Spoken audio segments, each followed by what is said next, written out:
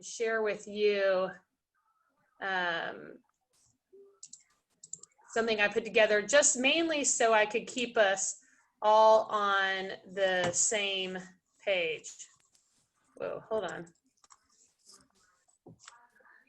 I lost you here. Hold on. Let me get out of this.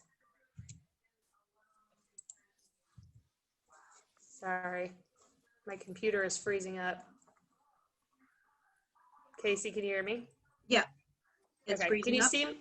Yeah. Can you see my screen share?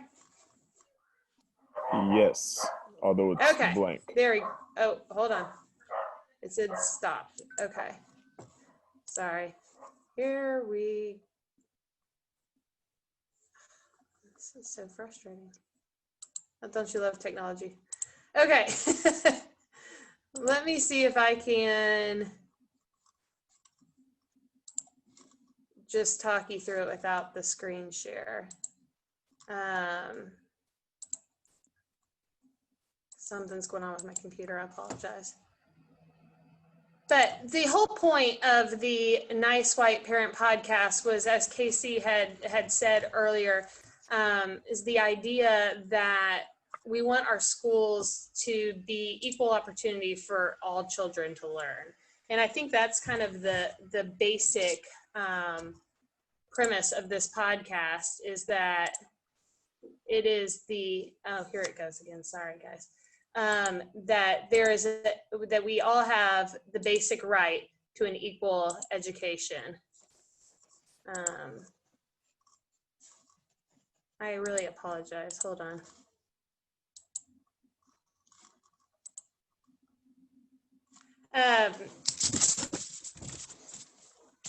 The very first episode, they really spend a lot of times talking about school tours and the power that we have, as I think that one of the terms that she uses is our consumer power, and how strongly you can see the consumer power in shopping for schools.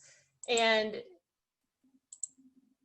the Norfolk, I apologize. Hey, Casey, Beth, if you want to, Beth, if you want to try to send that to me, I could try to screen share it. Perfect.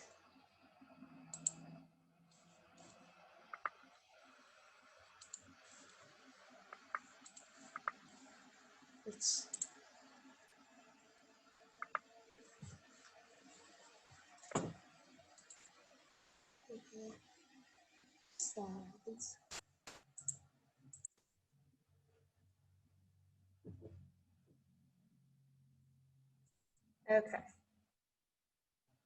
Here we go. It might be just easier now to do it on here. Okay. Sure.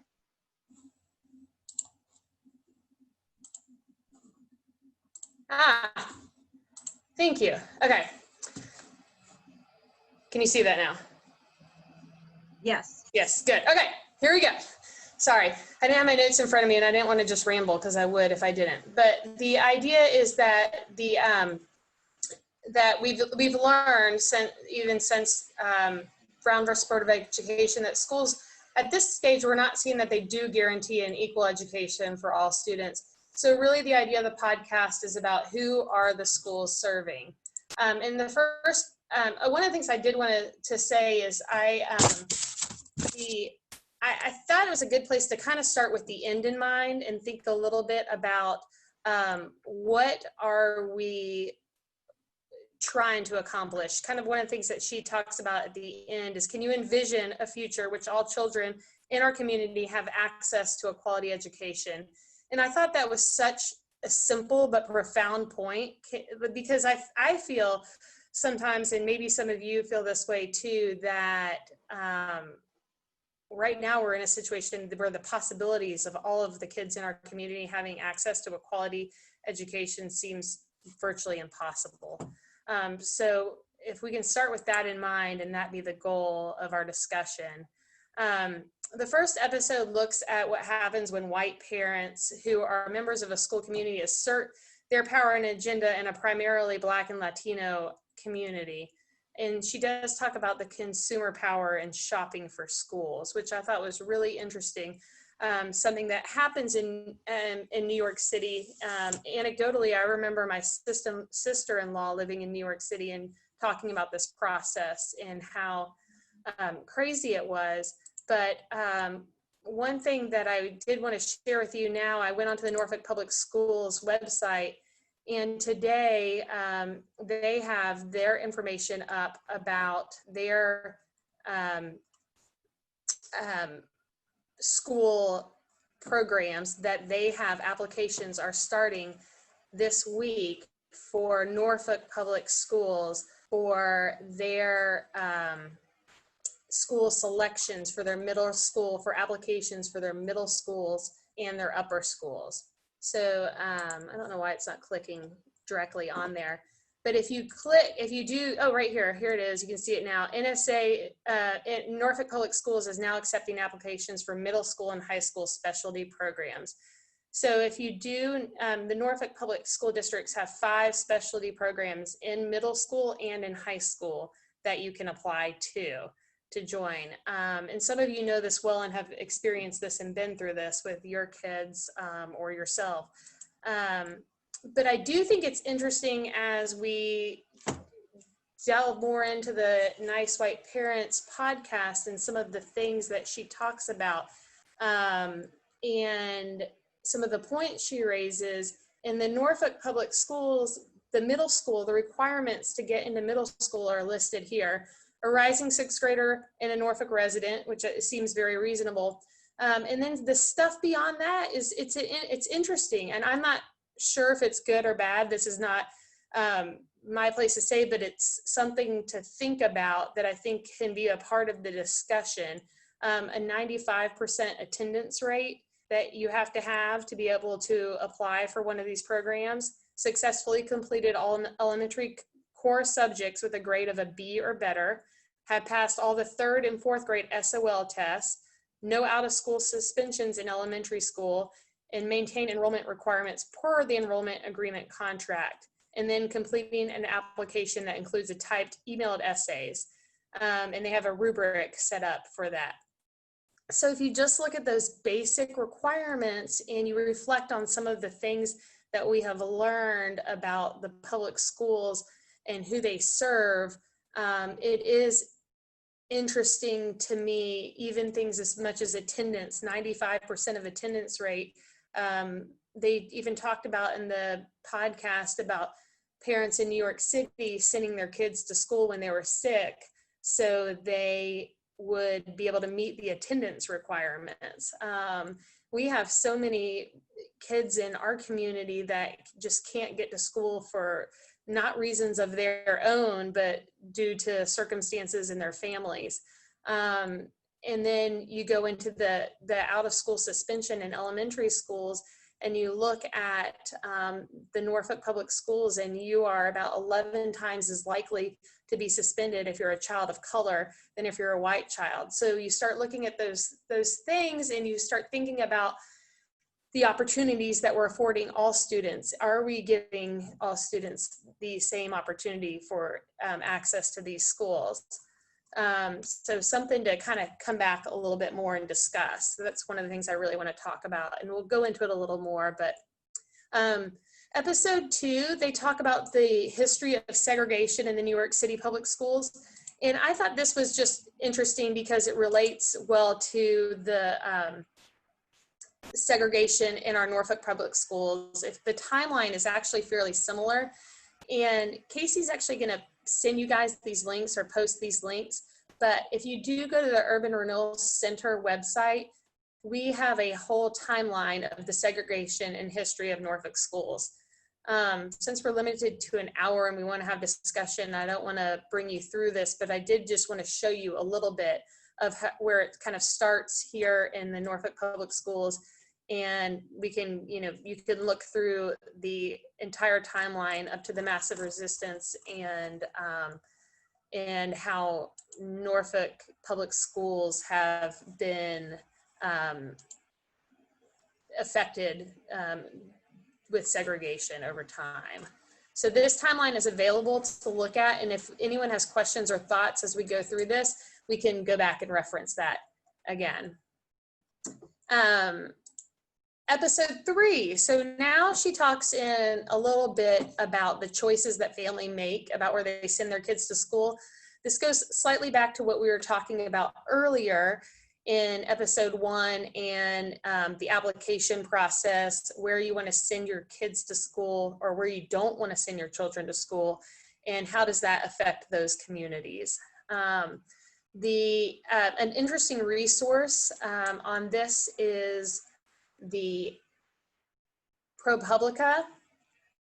They have, if you've never looked at this website, this is a little bit of a rabbit hole you can go down and spend some time in, but it's fascinating because they go in and take the Norfolk City Public Schools and break it up by school and then tell you in detail about the breakup. So I just want to walk you through a brief bit of this. But it shows you on here that Norfolk Public Schools are only 22% white. The rest are students of color in our public schools. And then the opportunities for AP course and gifted and talented is 40% white, even though the white children in public schools only make up 22% of the population. So they also go through and let you click on particular schools. And I find this quite interesting. If you want to look at, like, say, Maury High School, you can go down and look here into the discipline. And you'll see that Black students are 11 times as likely to be suspended as white students at Maury High School. White students are 2.7 times as likely to be enrolled in at least one AP class as Black students. And this is a school that's 53% African-American and 34% white. So we'll send you this link as well, because I do find the statistics in this area are interesting, and they're, if you look at a map, they're very much drawn along lines that go back to segregation and housing as well. Episode 4, we learn about 2 public schools and their approaches to education. And one of the things they talk a lot about, and Casey had mentioned it earlier, was equality versus equity. And I think this is something that's interesting, and I would like to have a conversation around this in a little bit. But equality means everyone gets the same thing, and equity means everyone gets what they needed. And I thought that was a fascinating point. I hadn't spent a lot of time pondering the difference in those 2 words and how that affects our schools. Is this an important distinction, and is one more important than the other? So I'd like to discuss that. And then episode 5, I think, is obviously the culminating episode. And they bring up a lot of interesting things in episode 5.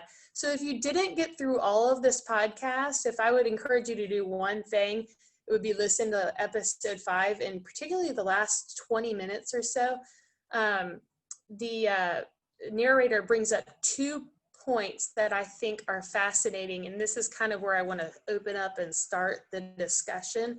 But the first one is meritocracy, and the idea of merit. And we, again, talked about this a little bit with these middle school application process, and the idea that, is it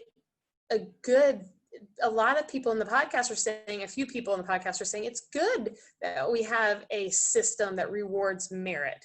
It's important that we have a system that rewards kids that work hard and put in the effort. And one mom says, but is it merit if your kid has had access to opportunity and resources that my kid hasn't had access to since they're in elementary school? And somebody else made the comment of should who sat and behaved and listened and did well and showed up every day be afforded the same opportunity as the kid who didn't? And the idea is, yes, maybe they should. I mean, if we're talking about a public education. So I think this is good as a point where I think it would be interesting to kind of open up the conversation and talk a little bit with you guys about your thoughts on the podcast in general. But I do, and let me actually finish up these last 2 points right here. The other one that she talked about was interest convergence, which I thought was another fascinating point that Derek Bell, a legal scholar, had termed this, and it is that Black people achieve an expansion of civil rights only when white Americans benefit.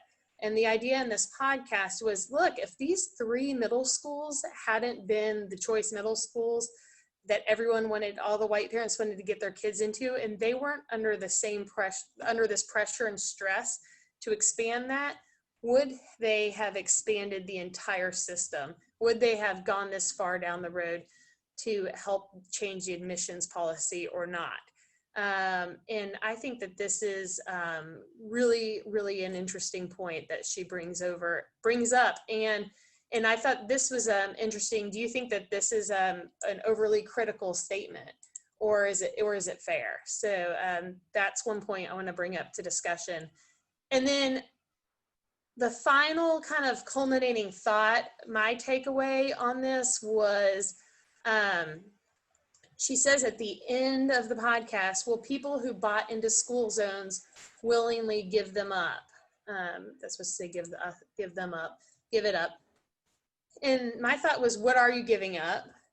And what does that mean?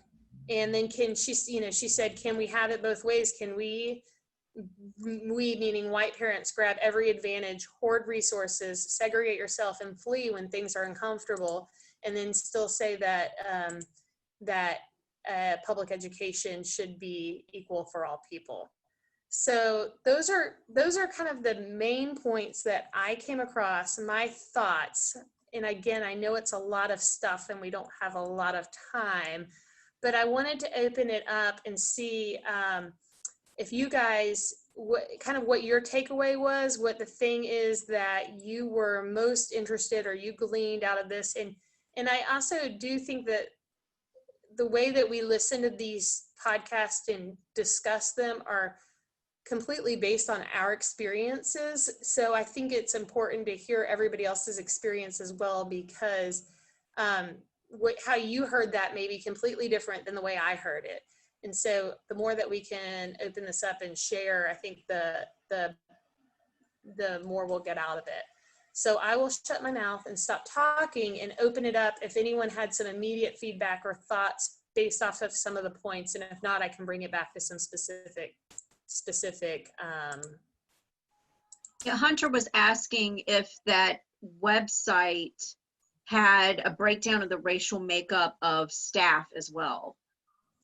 I don't think it does, but I think that it has trying to find it. I think it does say, one thing that I thought was interesting about the breakdown is it does talk about, it does talk down here about teachers who are right here, chronically absent teachers, which I thought was an interesting point in some of these schools, that there are like 26% of the teachers are chronically absent and miss more than 10 days in a 180-day school year. So I thought that was an interesting statistic. That was the only question in the chat. If others have comments or thoughts, questions. I'm honestly surprised to see that the student to teacher ratio is 14-1 in Norfolk. Mm-hmm. That's a lot better than I was expecting. Mm-hmm. And this also shows you right here, this number next to it is the state average, and this is the district average. So you can look at things that way.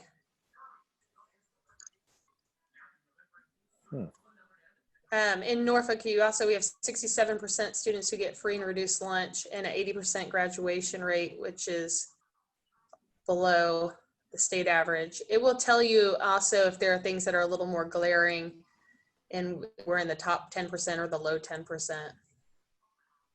as you go through the schools. Like this is the highest in the inexperienced teachers, the highest 10% in the state, because we have 22% inexperienced teachers.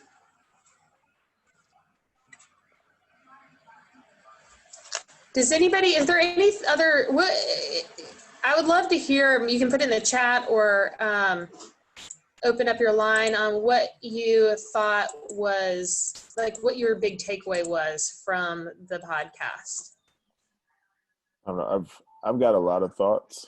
I mean, there's only so much you can say if we're trying to address all 5 episodes. I will Sure. speak to the meritocracy piece for a second. Sure.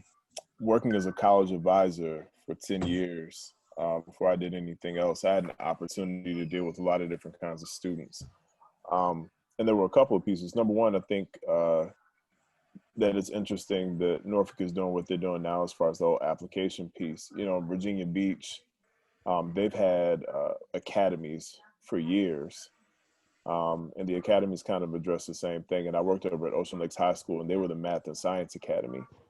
And there was an amassment of students there. Like every class had over 500 students. And, you know, that's more than your usual. But it was interesting to note, though, that it was a very diverse school still, but the academy was really white. And, you know, I wanted to ask questions, but I didn't bother because that wasn't my job and that wasn't what I was there for.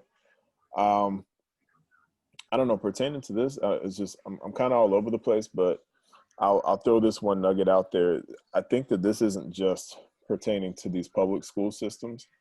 I think that it goes kind of beyond that. And it even bleeds into, you know, higher education and academics. I'll tell you one story and then I'll shut up because I'm sure other people have stuff they want to say.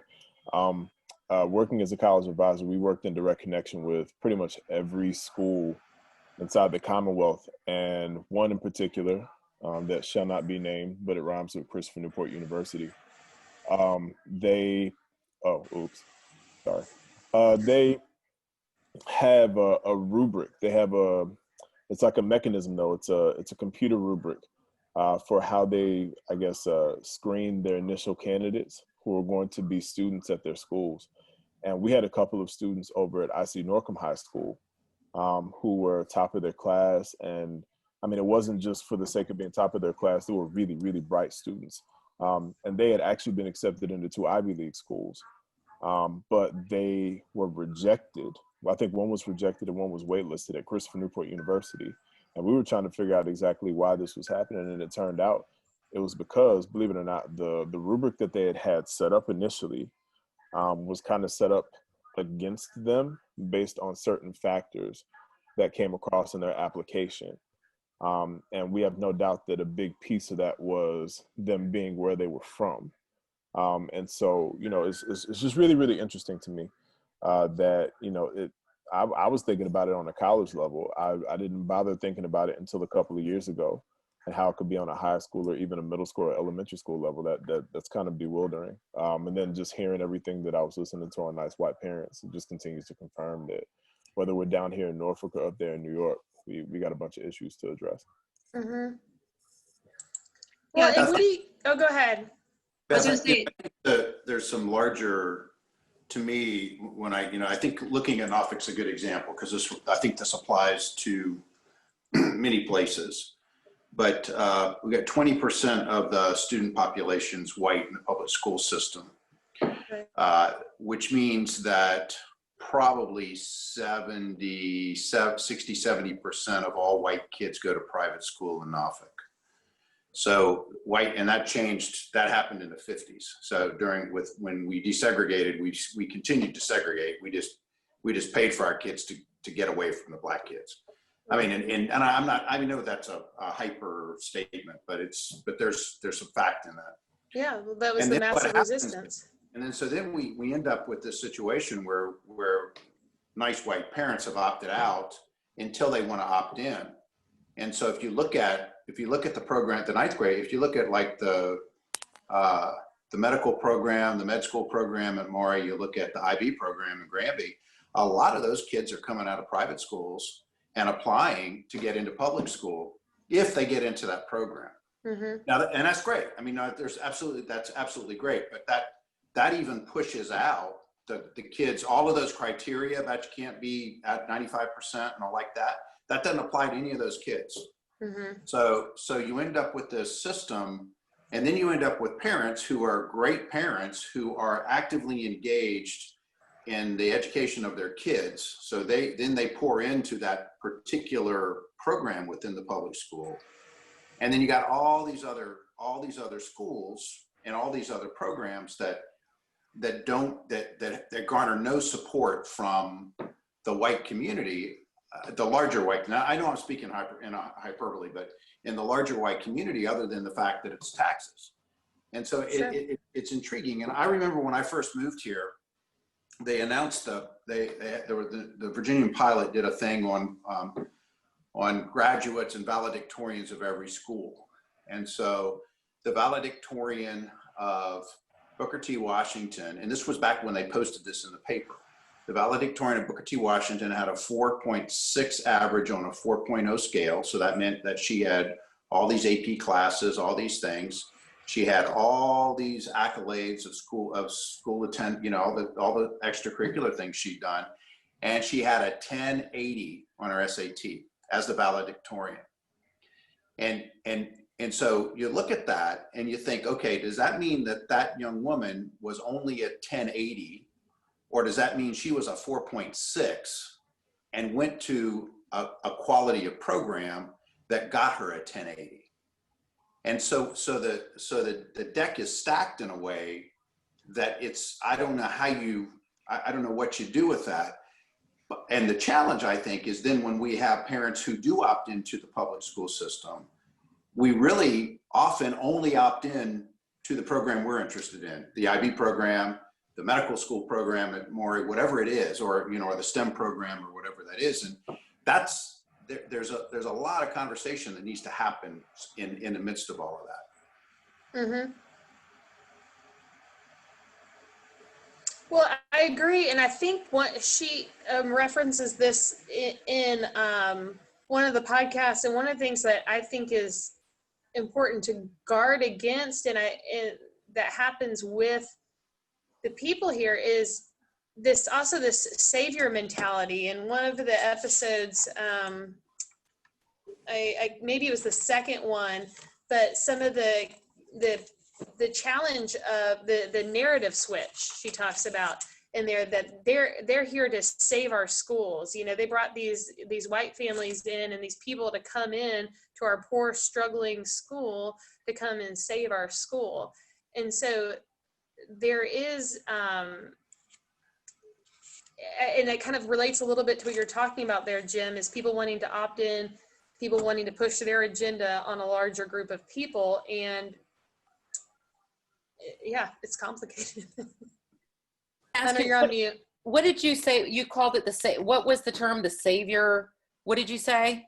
Oh, it was my own term. I don't know. I said savior mentality, maybe the idea of just out of curiosity. I don't know if Anna or Jim or you can answer this, Beth. But do they choose the lower performing schools to pick for these programs? Like was Granby picked as the IB location to improve Granby? Does that make sense? Yeah, the underlying story in all of it is there's a struggle when you have the majority of white families that have opted out of public education, and you want to try to restore something to the public school system. Then you got to find a way to get some of those white families back in, and so you identify particular programs. It's what's the school that the principal at Granby now was at. What was it? Is it Lakewood? He was at ADL, I think. Yeah. So I mean, so you end up creating these programs that are going to draw those, that they're going to end up drawing those white families, and you got to, in some way, you got to do that. I mean, you got to do something to try to get us all at least in a system together. But unfortunately, it ends up precluding a lot of these other kids from actually getting in.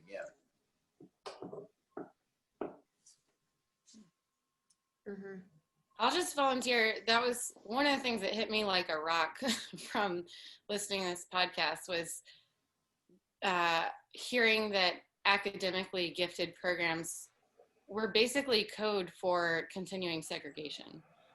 It struck me that as we've talked to people in our neighborhoods when we moved to the area, I have a 3-year-old and a 1-year-old, so we're not in the school system yet. And we've asked, because we feel strongly about sending our children to public schools, the advice we've been given is elementary school is fine. Middle school, you probably want to look at other options. And high school, as long as your kid's in the IB program or the AP program at Moray, you have nothing to worry about. And I just thought that was so interesting that this is the advice we're being given by other parents about how to navigate the public school system so you can opt into what you feel comfortable with, only to then understand all of that through the lens of these gifted programs were designed in a way to keep certain people out and allow certain people in. And anyway, it really resonated with me and has weighed heavy as I think about how we make decisions for our children as we start to enter into this public school system, and saddened me really to hear that that's actually how other parents talk about it and advise each other on this. And I think that's how that first episode opened up, was the power of sort of the numbers, that if you start to amass a group of parents who start to think a certain way and want to do things a certain way. Yeah, the collective action, that's the word she uses. The collective, yeah. And I thought that was really interesting as well, the collective action, that we need a group. They talk about that bliss point too, which I thought was fascinating, where I think it was like 26% white is what they needed. It was what they learned was the bliss point, that people thought, oh, this is blissful and happy, and I'm okay with my kid going to this school. And that was the percentage, but it had to do with that collective action. Can I say something a little bit? I mean, I've been working on the gifted advisory panel for the last 5 years here in Norfolk, and I think we try really hard, and the panel is diverse. We try really hard to get those things not white orientated, as this is obviously the topic of this whole class. I didn't watch the podcast. I didn't know it was like part of the requirement. So I can only suggest to the parents who are interested in these programs to actually come to our, whenever we start again, meetings, because we do need more parents to advocate for diversity. And yes, we see the problem of that more white people, children apply for these programs and get accepted.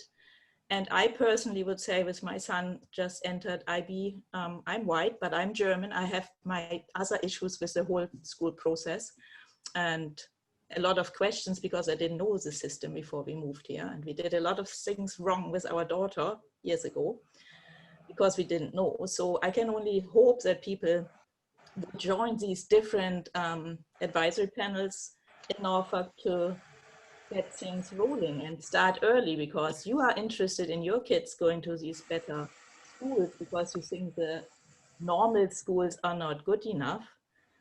And we need to do something about that, and everybody needs to come. And we are always very disappointed because we just keep on being in our group. We invite people, we try to get them in, but hardly anybody comes. And that might, of course, be an educational issue. But what I see now is Fridtjof in his class. It is diverse because we do have all the colors, the Indian, the black, the South American, the European, the real European, in his group. But of course, I can only speak for his group of 12 that sort of developed in the last couple of weeks. Just out of curiosity, Christina, what do those specialty programs do as far as advertising to the students internally within the schools? I asked that question because I taught at Jaycox for a long while, and I would, I had parent-teacher conferences where the entire day no parent would ever show up, and so my guess is, many of those kids are not even exposed to the possibility that they could apply. And I wonder, just out of curiosity, do the programs go into the schools and talk to the kids? How do the kids find out that they can apply? Well, it starts off with a first grader aptitude test. I mean, and then the parents all get a letter that they have to fill out, a form and a support letter. So I sometimes surprised as well that people don't know, but they should know. I think if you don't read the papers that your kid brings home, every school has at least a part-time gifted gifted teacher. So they are in the schools and they're trying to find the gifted kids. And I mean, they do this test not for the fun of it, but everybody gets the result at the beginning of the second school year or something like that, maybe at the end of first grade. And at least in Friedhof School, the gifted teacher sent home quarterly newsletters, and it had all the important dates on it. And you can always find it on the webpage. It's not like that it's hidden on the Norfolk Public School webpage. So if you're interested for your child to go in a specialty program, yeah, but if you don't hear about it, if you don't read those papers, then you don't hear about it. But I think everybody has a chance to read about it somewhere at some point, because they keep on advertising. Then they have those open houses and they broadcast them over the announcement thing at schools. They have 5 different open houses. So I mean, So I don't know. So one of the questions that is part of that, since we're kind of talking about this, part of the application process, and one of the bigger overall things is that idea of meritocracy. And should these programs be for the IB programs and the especially, I think especially in the middle school where you're dealing with 10-year-olds applying for schools. I mean, I think about my 9 and 10-year-old applying for a school. It just seems crazy to me. But the idea of should merit-based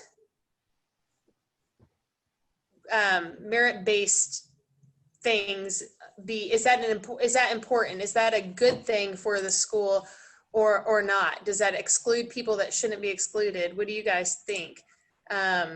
Is it, for a good public education, should it be based on merit? And what are the strengths of a merit-based system and what are the limitations? Those are the questions. Anyone have any thoughts? Can I chime in there? Yeah.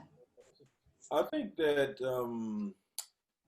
a merit-based system is first of all, is a way to try to control behavior. And education shouldn't be a way to try to control behavior like that. Because if education is supposed to equip a person for life, and these merits of sort, or some sort of, it's the difference between legalizing and criminalizing. The idea of using this as a way of criminalizing people, right? If you act in a certain way, you can't have this asset.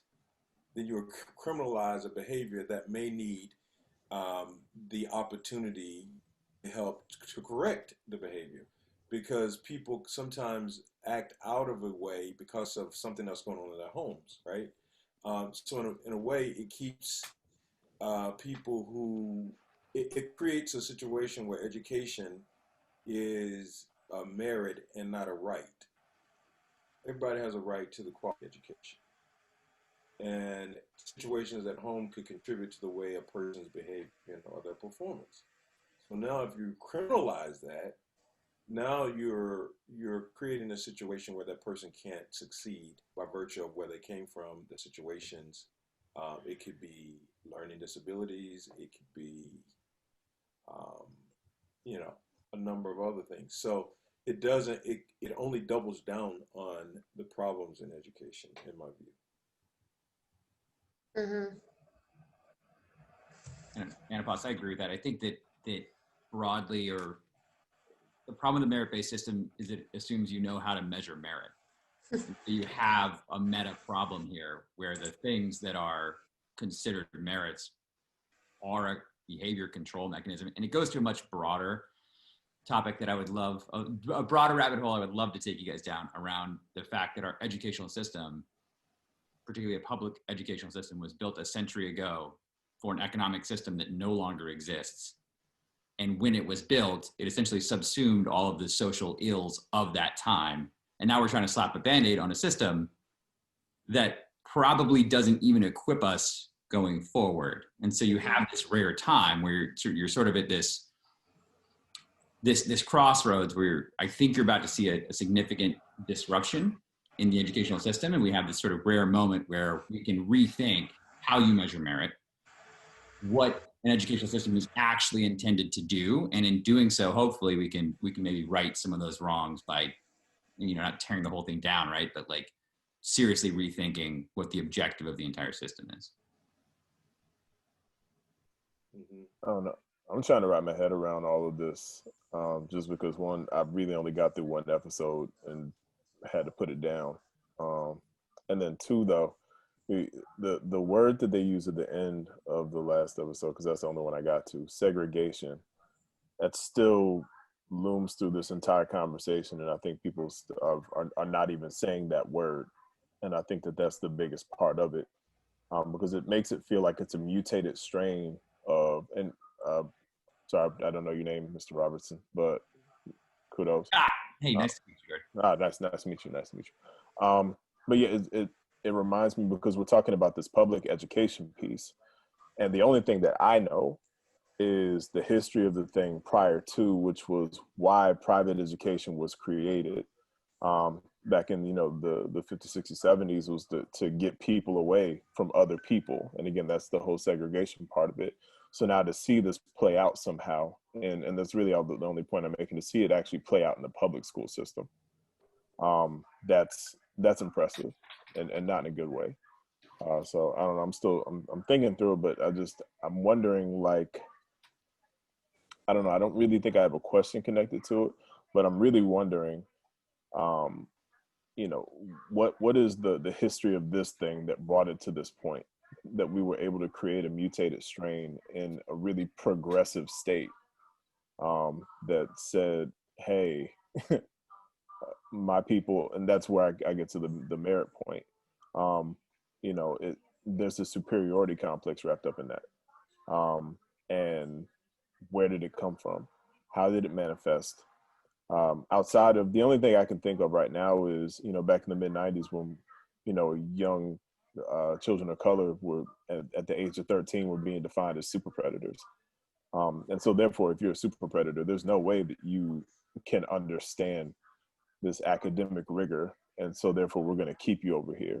I don't know, that's where my head is right now. I'm sorry. Well, I think, and Jim can speak, and Anapos actually both can speak really well into this, to that point, in about how our neighborhoods and housing relates, this education correlates with that directly. But one of the things kind of we were talking about and talking about segregation or integration, that I thought was really interesting throughout the podcast was when they interviewed a bunch of the white parents who originally wanted an integrated school. They said, I want the idea that my kids are going to a school of people that are multicultural or different than them or look different or from, whatever their thoughts were. And even some of them who actually never did send their kids to those schools.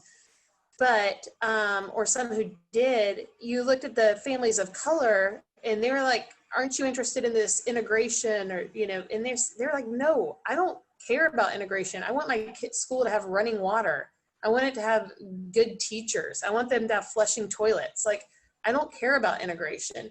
So it's the perspective, I thought was interesting when you heard it from that value and what that means.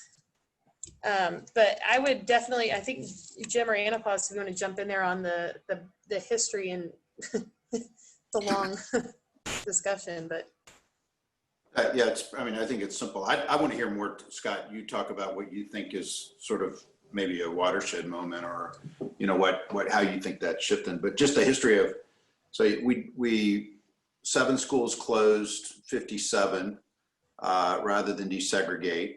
It was actually a weird reason that Norfolk was picked to do that. It was the political machine. Norfolk was the most liberal city, and so the political machine in Virginia knew if they could shut that down, then they felt like they could stop the desegregation train.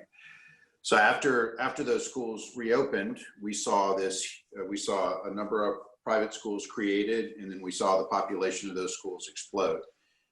And the way desegregation kept, the way it continued was that every district that had a school in it, the city was divided into all these little school mini districts. The school was funded based on the tax base of that community.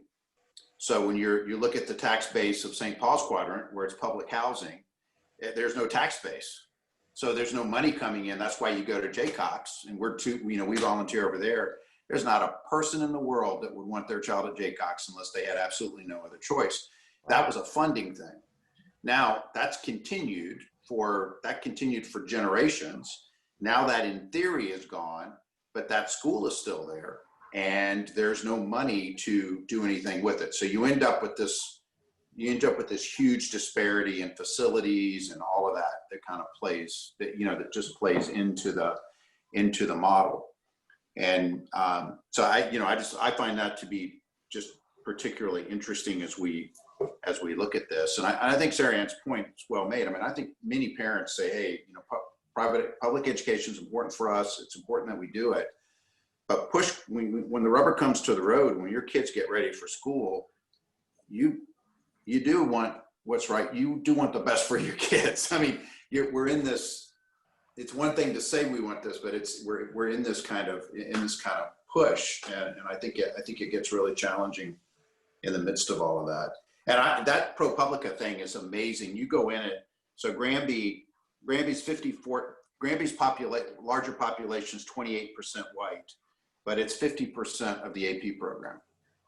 And that doesn't count the IB program. They don't list the IB program separately, and that's even more distinct. So you start to see these little pockets, but the larger sense, you don't see any shifting in what's happening. So Scott, when you were talking, what were you thinking? I mean, what were you, made sense. But I get asked that all the time. No, that's great.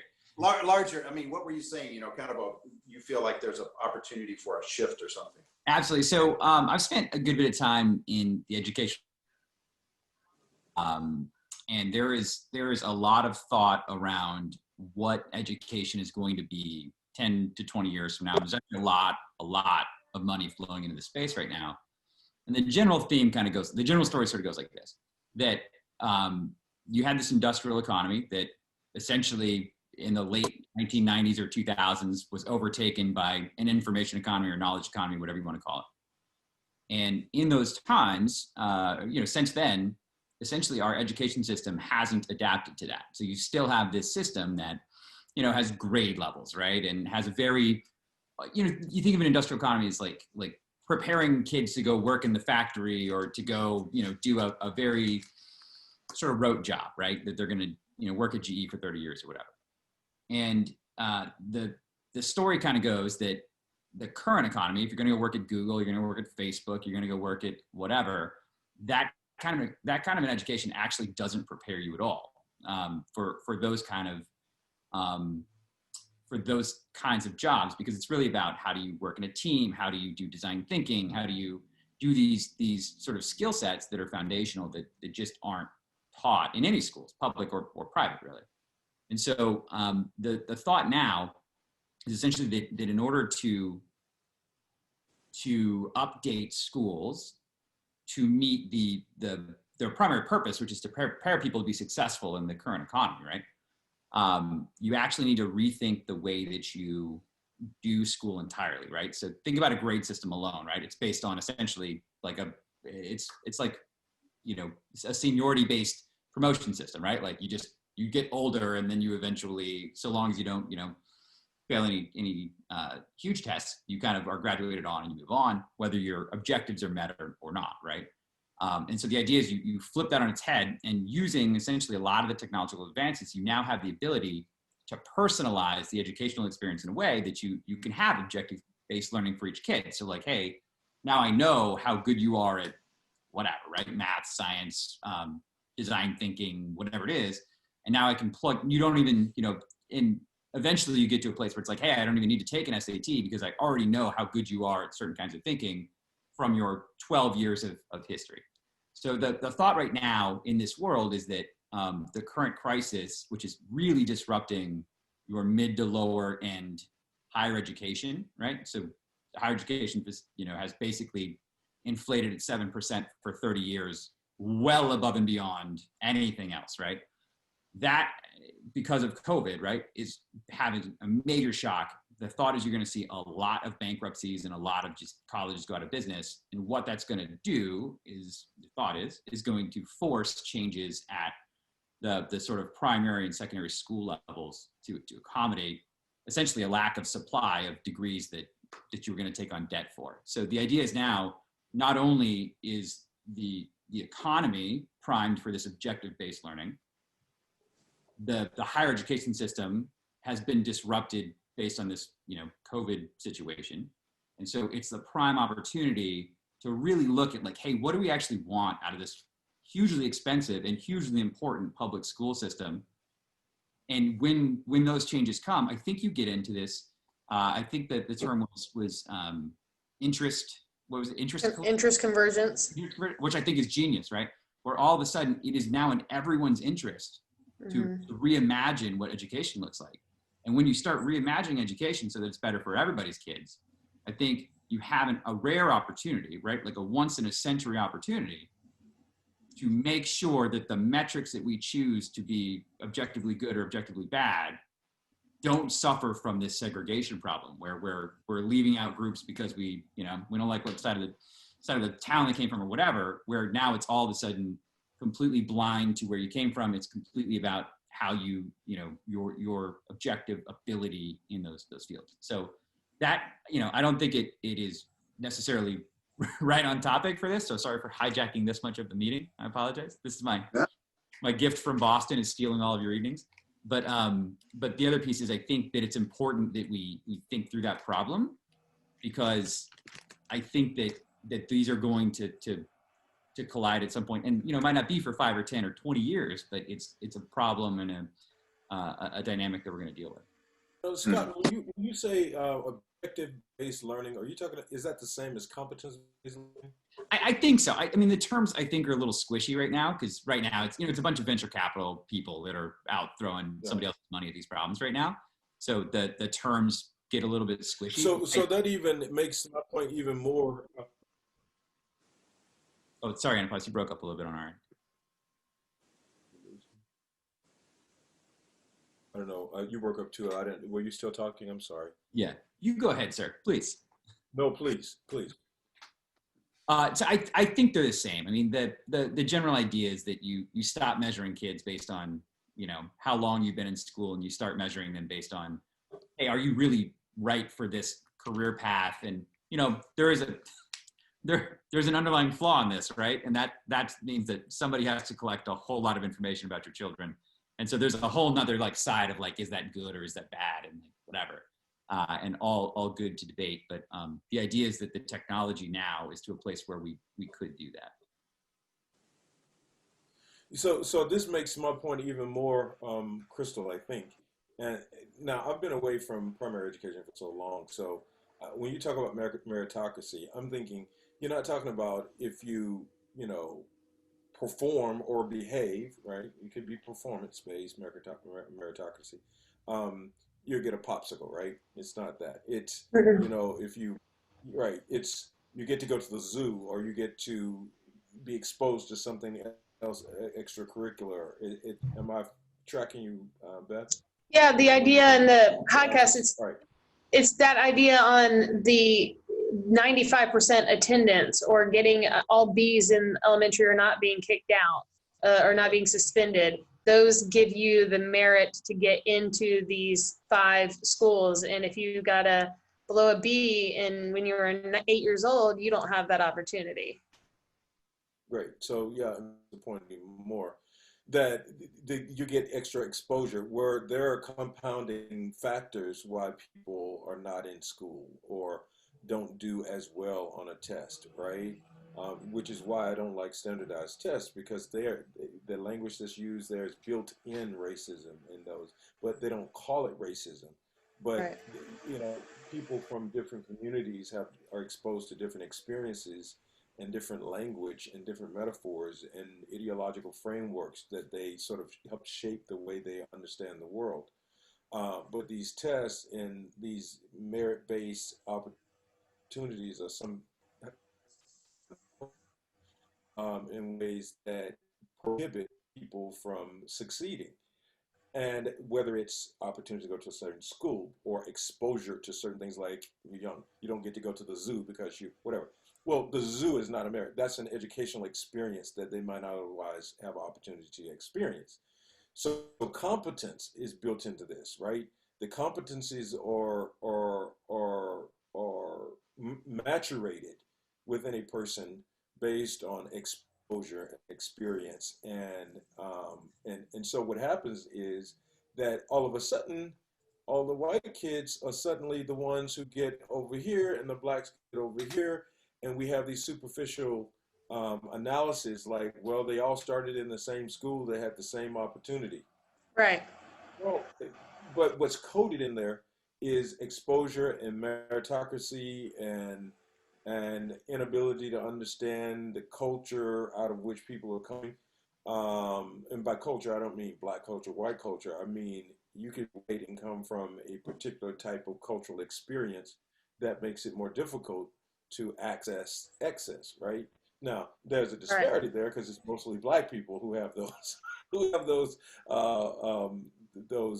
prohibiting factors. But my point is that if we're moving toward objective-based learning, competence-based learning, it's only going to get worse because those things in themselves are being framed in ways that are going to create the you know, the haves and the have-nots, and it's all going to be rooted in what we're talking about right now. Right. Yeah, thank you, Anna Poss and Scott and everyone for all of those comments. It's been a really good conversation. It's 8:05. Does anybody have any quick last comments or thoughts?